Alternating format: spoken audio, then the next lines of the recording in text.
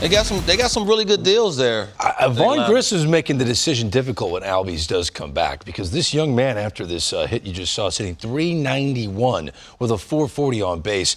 He looks like he belongs, which is par for the course for every rookie that debuts for the Atlanta Braves. How is he different than the rest of the pack? I think he has this mature, attitude about him. When you're watching him play, he's already sort of looking like he's been in the league 10 years. Mm-hmm. When you watch his play, and I'm just going to show you the swings and the swag that he has, and this is his first homer in front of his family. But look at the swing. The swing is powerful. It has like that, you know what, I've been here before. I know exactly, what's going on up here.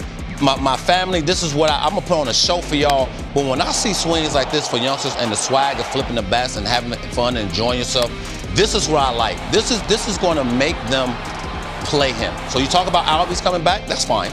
We'll just put him in left field. We'll figure out a place for him.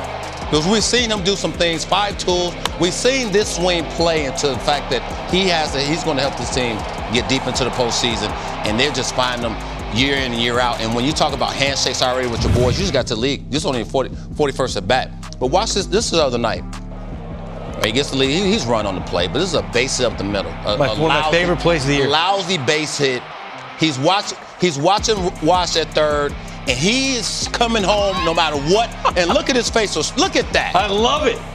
I replayed that like 10 times. It's one of my favorite plays of the year. This is when you're watching this team, you're going, the supporting cast players, this is what you hoping your supporting cast players are. I mean, this is incredible. You can't find that. This is not diamonds in the rough. These are 3 rookies. Yeah, these are real deal Holyfields. With the defending World Series champions. Usually a team that decimates their roster, they lose 110 games, and they draft well. Those are the teams that end up having a great rookie class. But you rarely see a class like this for the defending World Series champs. Yeah, and 3 guys that are impactful, that are making a difference. They're a reason why they turned their season around, and they were in quicksand going into May. 3 guys that are game changers in a lineup and in the starting rotation. You can only take one of those 3, Strider, Harris, or Grissom, for the rest of the year. Harris. You taking Harris? Oh, center field, pop, speed. Spencer Strider's probably going to be game 3 of a postseason series for them. You're going to have Fried go game 1. Kyle Wright's got to be game 2. He's won all those games, 15-game winner.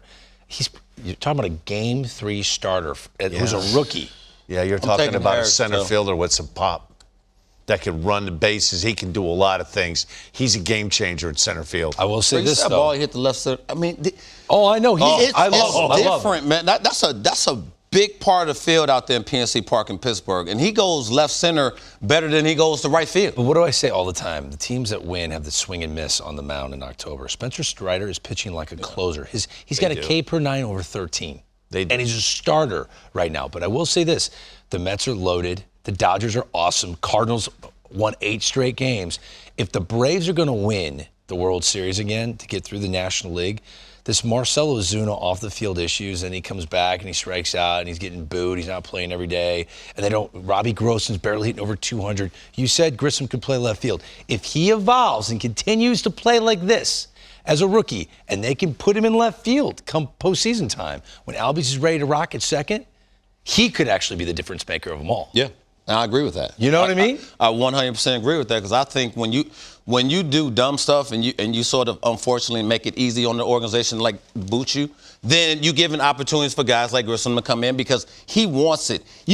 Some guys are afraid to be great, and then you have to push them along. You're like, all right, we're not gonna overwhelm you. We're gonna let you sort of just go at your pace.